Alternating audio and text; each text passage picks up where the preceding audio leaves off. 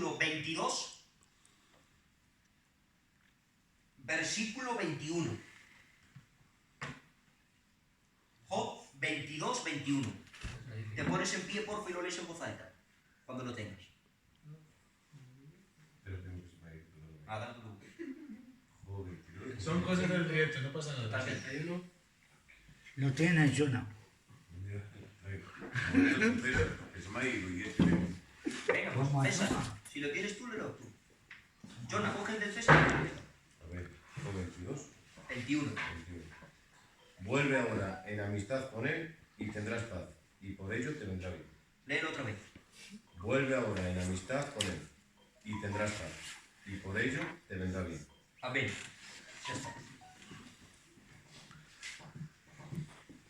Vamos a ser serios, ¿vale? Vamos a hacer un poquito. Fijaros lo que dice la palabra del Señor en este versículo.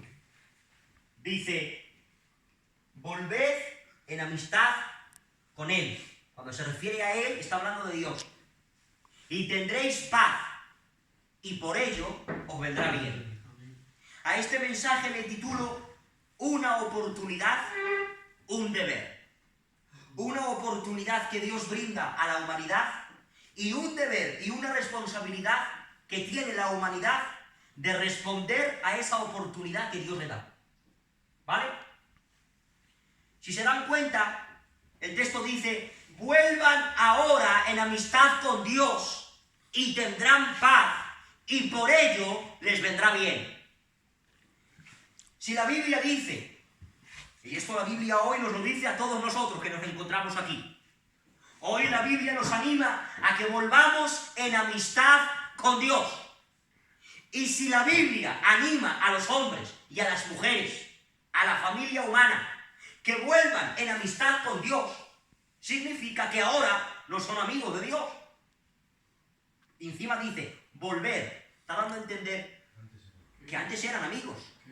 Que antes Dios y la familia humana, hombres y mujeres, estaban amistados, pero que esa amistad se ha roto y ahora el Señor les anima a que se reconcilien y restablezcan esa relación que es la amistad. Amistad significa relación de afecto, confianza y simpatía que se establece entre personas que no son familias y que no les une un lazo sanguíneo. Ven, muchachos. Vale, ya vale, ¿eh? Vamos a estar serios. Eso es amistad. Relación de afecto, simpatía y confianza que se establece entre personas que no son familia y no les une un lazo sanguíneo, sino una relación de afecto, simpatía y confianza. Viendo esto, yo preguntaba, ¿por qué se ha roto la amistad del hombre con Dios? Si antes Dios y los hombres eran amigos, ¿qué hizo que esta amistad se rompiera, se obstaculizara, se resquebrajara? ¿Cuál fue el motivo? Bueno, la palabra del Señor dice en 1 de Juan, capítulo 3, versículo 4, todo aquel que comete pecado infringe también la ley, pues el pecado, y aquí nos da la definición del pecado, dice, el pecado es infracción de la ley de Dios. Fíjate lo que es el pecado. El pecado es minimizar a Dios en tu persona, hacerlo cada vez como más pequeño y agrandar tu carne. Eso es el pecado. El pecado es ir en contra de la voluntad de Dios, que Dios te dice arriba y tú vas abajo. Dios te dice a la derecha y tú tiras para la izquierda. Es desobedecer la ley de Dios. Te lo digo de esta manera. Pecado es que debías haber cedido el paso y no lo cediste. Tenías un stop y no lo has respetado. El semáforo estaba en rojo y aún así te dio igual. No respetaste ese mandamiento, esa ley, y te lo saltaste. Eso es pecado. Desobedecer cualquier ley o mandamiento que Dios da a los hombres. ¿Y cuál fue la desobediencia de los hombres? Que Dios dijo a la primer pareja que Él creó en el huerto de Edén, a Adán y Eva. Fíjate el mandamiento del Señor, la ley de Dios, el semáforo del Señor. Les dijo, de todo árbol del huerto podréis comer. De todo. ¿Cómo? Si hay 7000 árboles, de todos ellos podréis comer. Menos de uno. ¿De cuál, Señor? Justo el que está en el medio. El de la ciencia del bien y del mal. ¿Y por qué, Señor? Por un motivo que es bueno para vosotros. Porque si coméis, vais a morir. Y como yo os quiero librar de que muráis, no quiero que comáis. Y este es mi mandamiento. No comáis del árbol. Ya está. Así de sencillo.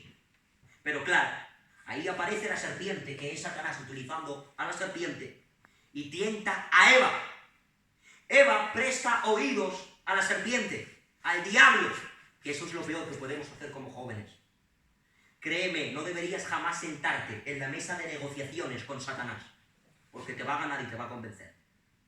Cuando Satanás venga a tentarte, lo mejor que puedes hacer es huir y pedir auxilio al Señor y decirle, Señor, vino el tentador a tentarme. Ya sabes que yo no tengo poder para decirle que no, y que mi naturaleza y mi carne es de mí. Pero Señor, te ruego y te imploro tu favor y tu ayuda, porque sé que si tú me ayudas y me fortaleces, diré no a Satanás y sí a ti. Por eso, cuando Satanás venga a tentarte, jamás te sientes con él en la mesa de negociaciones, porque él no te presenta nunca la letra pequeña, y él te va a engañar, y él te va a hacer mucho daño. Pero tú ahí como joven de Dios tienes que tener discernimiento, tienes que tener luces largas, ver bien de lejos, y ver que cuando se acerca a tentarte tú no puedes, y no ser orgulloso, pedir ayuda, y decir al Señor, Señor, ven a socorrerme, porque si tú vienes, sé que nada me va a hacer. Mirad qué ejemplos pongo para esto, que de verdad que lo escuché a un predicador una vez y me impactó. Dice un predicador, cuando Moisés está escribiendo la ley, le dice Dios, Moisés, escribe. Y fíjate esto del Señor, ¿vale? Aquí prestad atención porque esto es tremendo. Dice, Moisés, di al pueblo, cuando una moza estuviere paseando por el pueblo, por la plaza, dice, si viniere alguno y la forzare para tener relaciones sexuales con ella y la deshonrara, dice, si la moza diere voces pidiendo auxilio, ayuda, que un hombre la quería violar, dice, si da gritos, matadlo a él. Dice, pero si la moza calla, matadlo a los dos. Pero ahora, para esto mismo, dice el Señor, si esto pasa, en vez de en el pueblo, si esto pasa en el campo, matadle solamente a él. ¿Por qué, Señor? En el otro dan las dos posibilidades, y aquí solamente das una.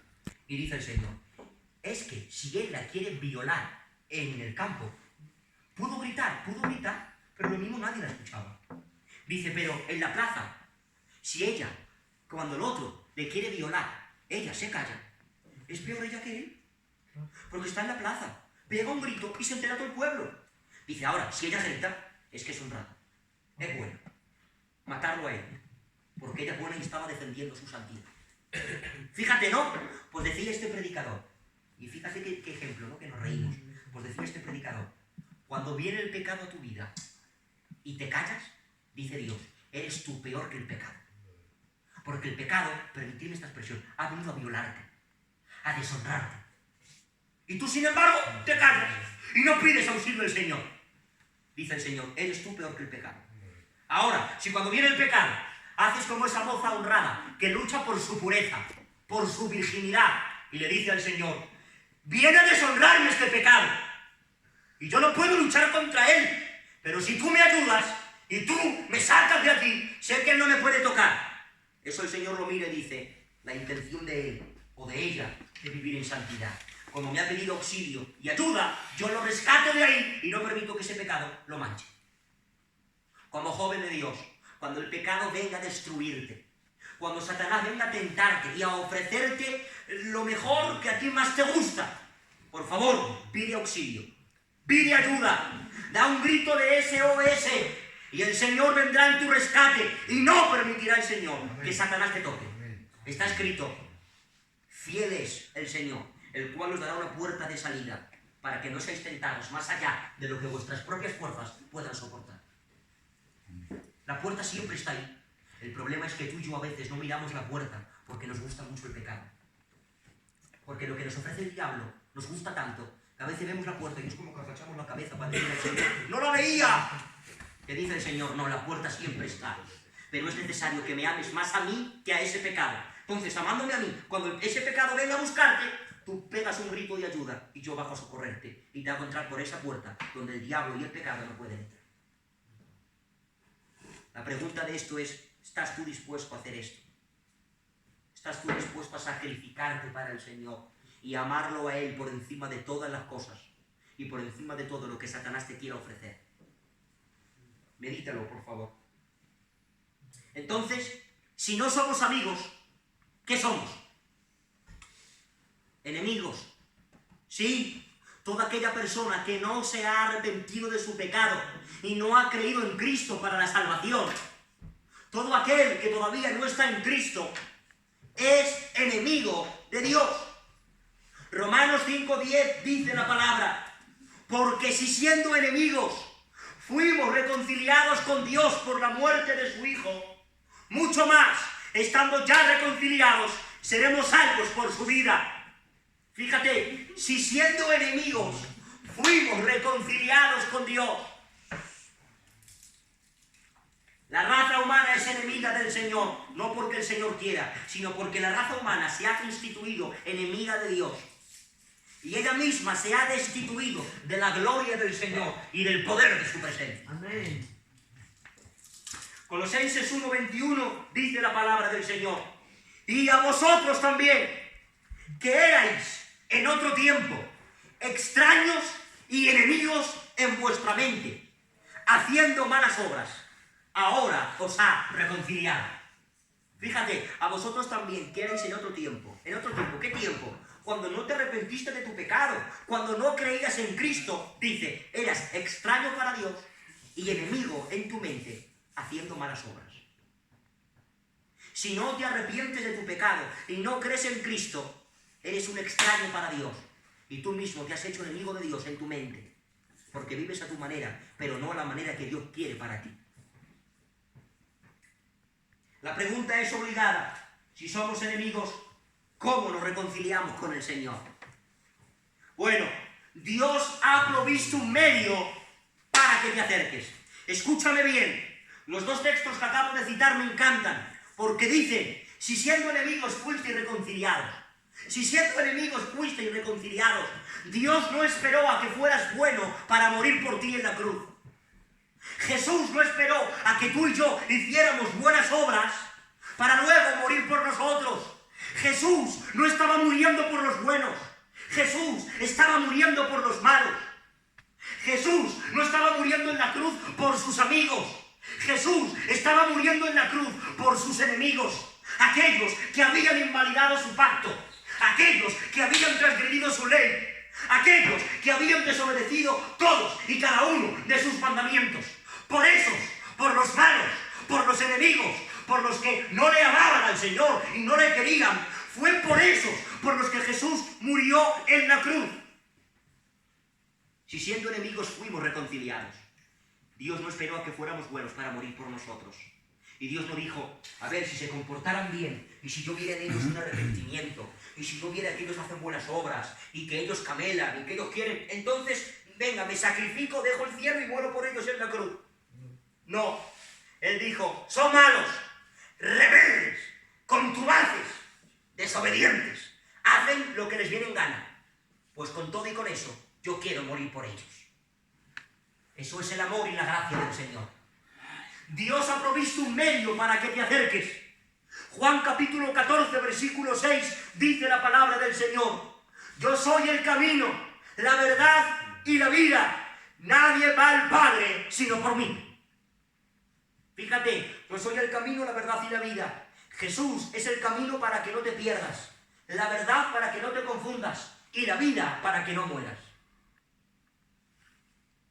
¿Sabes qué dice Juan capítulo 10, versículo 9? Dice, yo soy la puerta.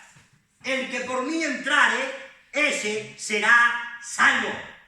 ¿Sabes que en la teología bíblica, en la teología cristiana, la puerta a veces se traduce como oportunidad?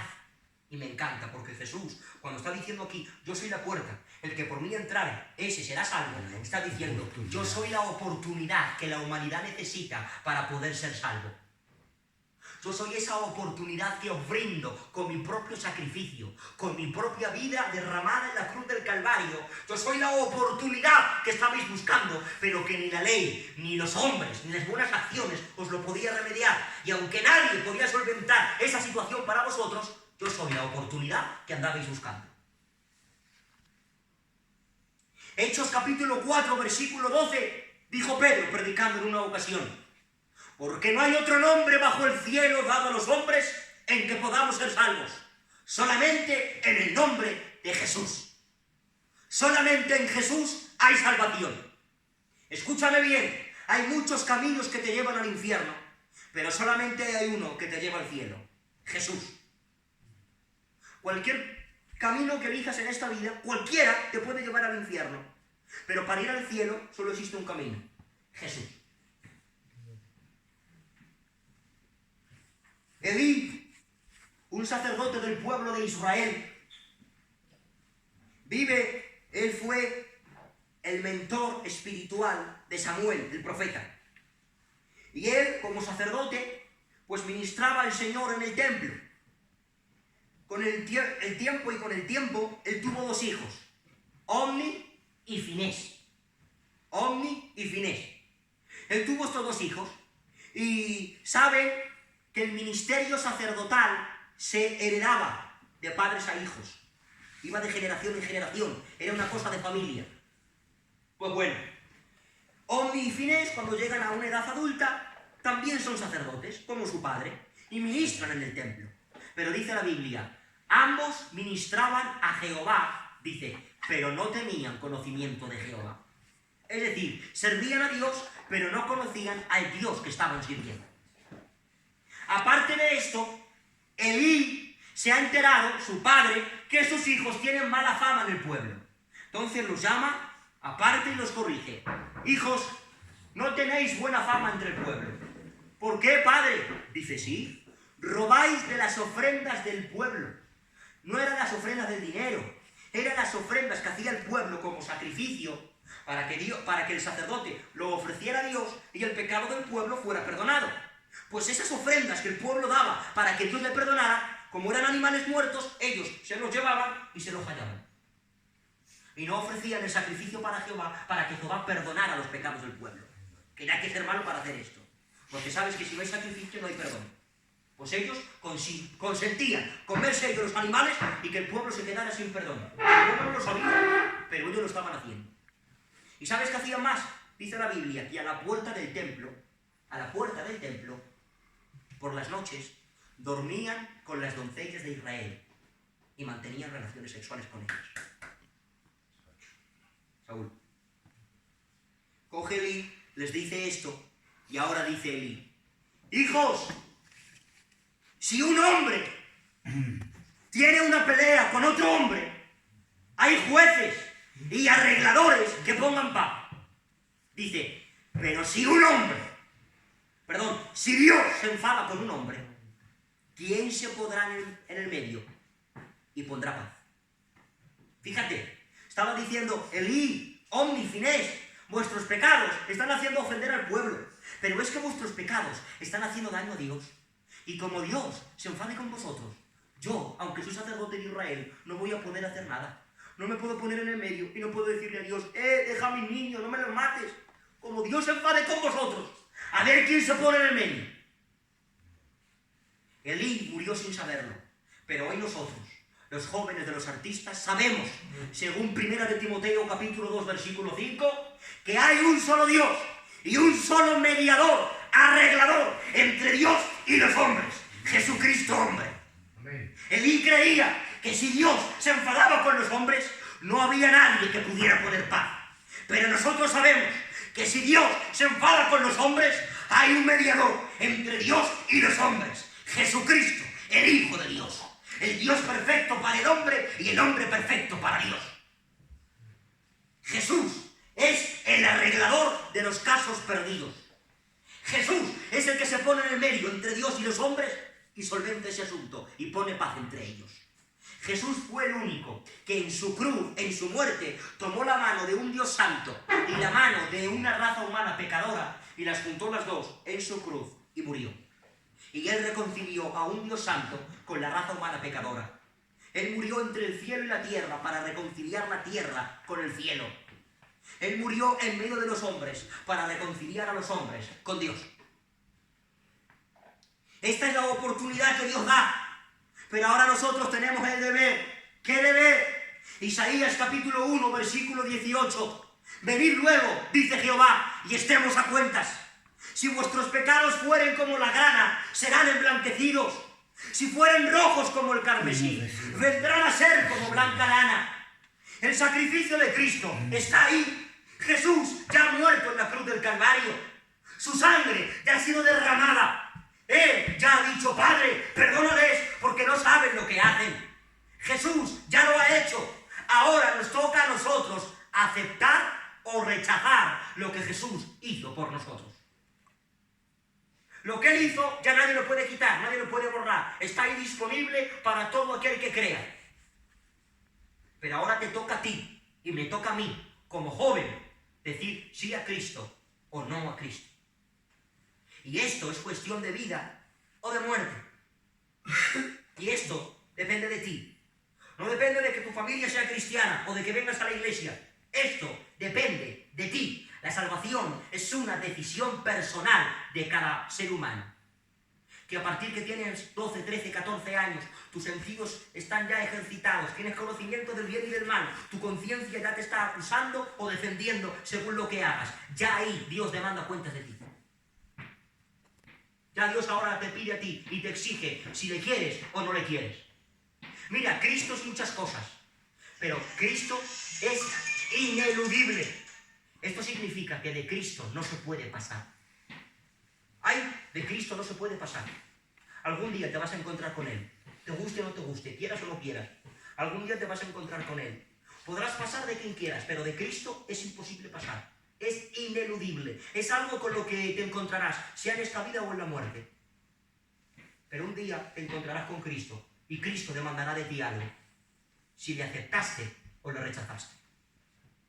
Tú tienes que venir a donde el Señor y ponerte a cuentas con Él y pedirle perdón de todo tu corazón y arrepentirte de todos y cada uno de tus pecados y creer en Cristo para la salvación, depositar en Cristo la fe de toda tu vida y de toda tu alma y creer que lo que Jesús hizo en la cruz es más que suficiente para reconciliarte con Dios. La gente piensa que no se pueden acercar a Dios en sus pecados y eso es una verdad media. No te puedes acercar a Dios en tus pecados si lo haces con orgullo. Pero si te acercas a Dios con tus pecados, pero en humildad, en confesión y en arrepentimiento, te puedes acercar. Pecan Adán y Eva, viene el Señor al huerto de Edén y dice, Adán, ¿dónde estás tú? Eva, ¿dónde estás? Porque el Señor, dice la Biblia, que tenía todos los días una cita con Adán y con Eva para hablar con ellos. Dice, la voz de Jehová Dios se paseaba por el medio del huerto al aire del día. Dios todos los días tenía una relación con ellos, una cita. Y viene el Señor como cada día su cita, pero no les ve a Adán y a Eva en el lugar en el que siempre quedaban. Eva, Adán, ¿dónde estáis? ¿No sabía el Señor dónde estaban? Claro que lo sabía. Sabía el Señor que estaban escondidos detrás de los arbustos. Pero esta pregunta no es la pregunta del desconocimiento. Tampoco es la pregunta de un juez enfadado. Adán, Eva, dime dónde estáis, y en cuanto me lo digáis, os condeno. No es esa la pregunta. Es la pregunta de un padre amante que le dice a su hijo, dime lo que has hecho. Sal el padre, reconócemelo, y en cuanto me lo reconozcas, yo te perdono. Pero es que si vives ocultándote, no puedo tratar contigo. Es eso lo que Dios estaba preguntando ahí. Cuando Caín mata a su hermano Abel, viene Dios y le dice, Caín, ¿y tu hermano Abel, que lo estoy buscando? ¿No sabía el Señor que lo había matado? Claro que no sabía, que estaba enterrado. Y ya sabía Dios que su sangre estaba clamando por justicia al trono de Dios. Y sin embargo él, en vez de decirle, pues mira Señor, que le tenía envidia y lo he matado. Si se lo confiesa el Señor de primeras, el Señor lo perdona. Pero es que encima se llena de orgullo y le dice al Señor, ¿pero qué pasa? ¿Que soy yo acaso guardián de mi hermano? ¿No es mi hermano mayor? Que vele él por su seguridad. Yo que sé dónde está mi hermano. Caín, que no tengas rollos en la mente, que no te líes tanto. Que te estoy preguntando que dónde está tu hermano. Y no te lo estoy diciendo enfadado para que cuando me lo digas sentenciarte. No, te lo estoy diciendo como un padre que te ama, que te quiere, que sabe lo que has hecho, pero que hasta que tú no se lo confieses, no va a pasar a otro tema. Confiésamelo y yo te perdono. Pero como estaba henchido de orgullo, lleno de vanagloria, intentó luchar con el Señor y ocultar su pecado, pero no pudo. Está escrito en la palabra del Señor: el que encubre su pecado no prosperará, pero el que lo confiesa y se aparta, dice, alcanzará la bendición.